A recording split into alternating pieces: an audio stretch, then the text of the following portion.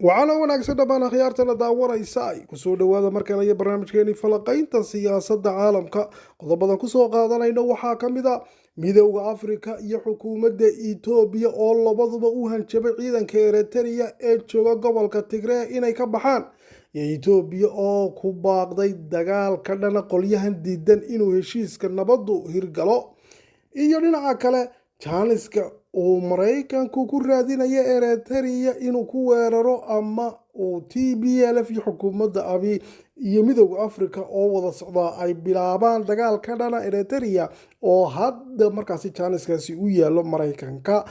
qodobada iyo qodobo kale caalami ay ku falanqayn doonaa barnaamijka kusoo dhowaada waa hagaag aynu ku bilowna barnaamijka gudoomiyaha midowda afrika muuse faki ayaa ugu baaqay in ciidanka eritrea sida ugu dhaqsaha badan uga baxaan gobolka tigreega wuxuu yidhi muuse faki ciidamada ajaanibka ah ee jooga tigreega way is-og yihiin buu yidhi cidda soo dirtay iyo dowladda ay ka socdaanna way og tahay sida ugu dhaqsaha badan leh ha uga baxaan tigreega heshiiskii ay kala saxdeen xukuumadda etoobiya iyo TPLF waa in la hirgeliyaa sida ugu dhaqsaha badanne ha ka baxaan ciidanka ajaanibka ah gobolka tigreega waa hadalkii ugu horeeyey ee markaasi gudoomiyaha midowda afrika muuse faki uu kaga hadlo kuna xaqiijiyo in ciidamada eritrea ay ku sugan yihiin etoobiya awal midowda afrika dhinaca xukuumadda etoobiya ayay taabacsanaayeen iyo eritrea may odhan jirin ciidamada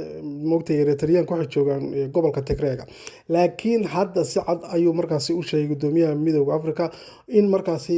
way is-og yihiin buu yidhi dowladda joogta markaasi ciidamadu ay uga joogaan gobolka tigreega isagoo eritrea ujeeda waa inay ka baxaan buu yidhi arrinkan ayaa waxaa la sheegay inuu yahay mid dhawaaq weyn wata kaasi oo ah in midowda afrika ay ka go-an tahay ciidamada eritrea laga saaro tigreega sida oo kalena maraykankana ay isla socdaan midowda afrika dhinaca kale haddaba wasiirka warfaafinta etoobiya oo ka jawaabay hadalka uu jeediyey muuse faki ayaa ku dhawaaqay inay xukuumadda etoobiya xoog u adeegsan doonto dhinacyada diidan ee hortaagan bay yidhahdeen in la hirgeliyo heshiiska koonfur afrika waxaanay ku dhawaaqday xukuumaddu inay dagaal adag bilaabi doonto oo sutida u qaban doonto cidda hortaagan inuu markaasi la hirgeliyo heshiiska koonfur afrika haddaba waayo cidda ay xukuumadda etoobiya ku dhawaaqday inay la dagaalamayso oo ay ku eedeynayso inay hortaagan yihiin inuu heshiiska koonfur afrika hirgalo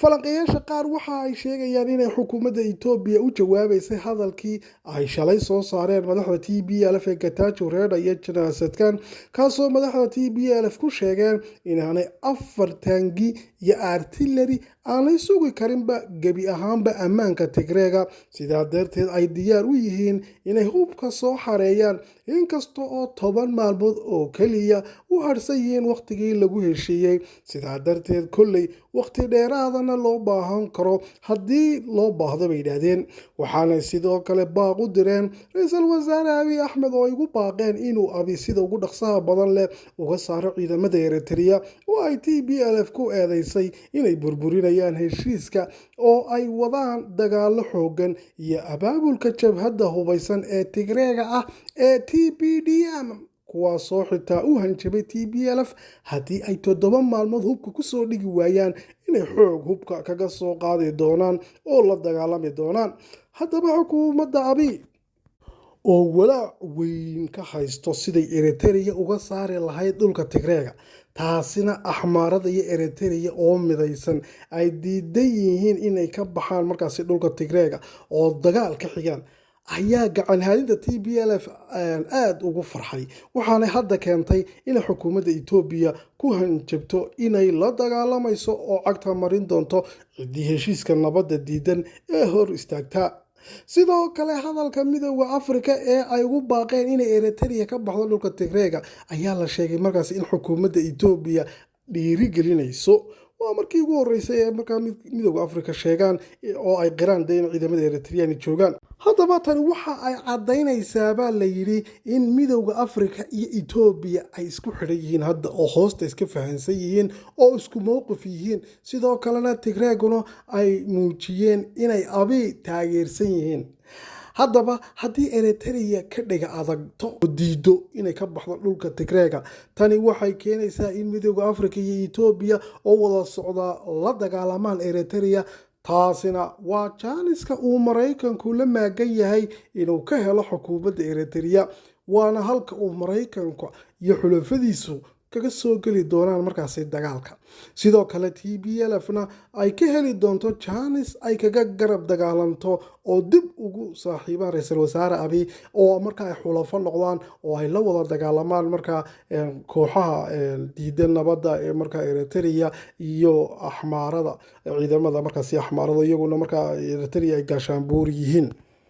haddaba Tigreegi waxa ay bilaabeen markaasi in ay markaa bulshadii Tigreega ay u sameeyaan golaha u taliya Tigreega ayaa waxay bilaabeen munaasabad abaabula, kuwaasi oo ay ku abaabulayaan markaa dadka Tigreegu inay midoobaan, isku xidhnaadaan, aanay tafaraaruq muujinin, aanay kala qaybsamin, iska warhayaan. waxaanay leeyihiin uu fadhigisti way bilaabmaysaa, markaa halis xaal ogaado, yaan la kala jabin, yaan laynaga faa'iidaysanin.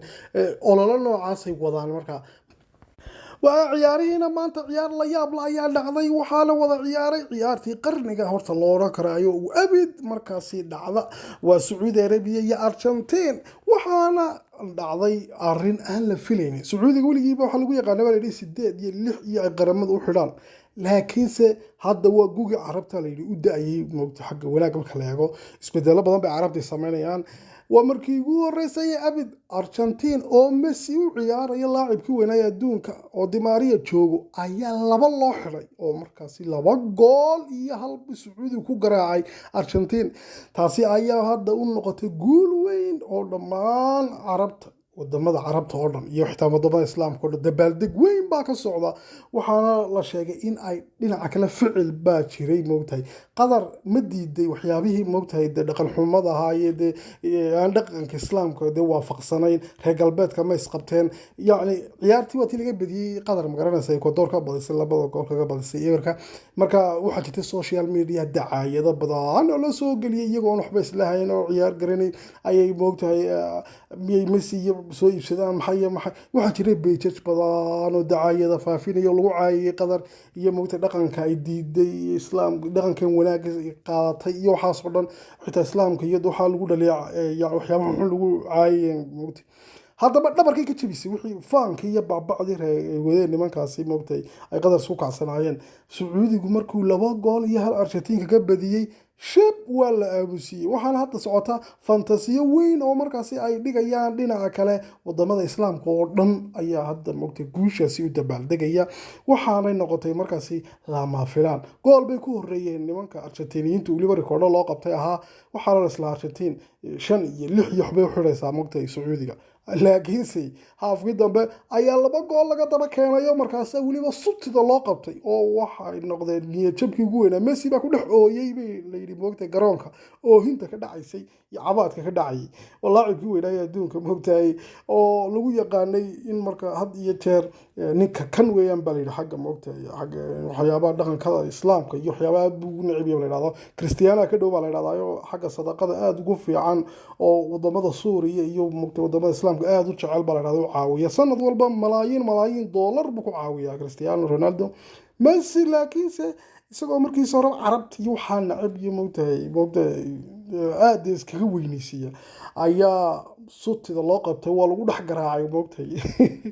garoomadii carabta. ciyaarta yaab kalena maanta ayay dhacday. waa barnaamijkeena intaasuu ku dhageeyay. tan iyo kulantiina dambe, nabadgelyo.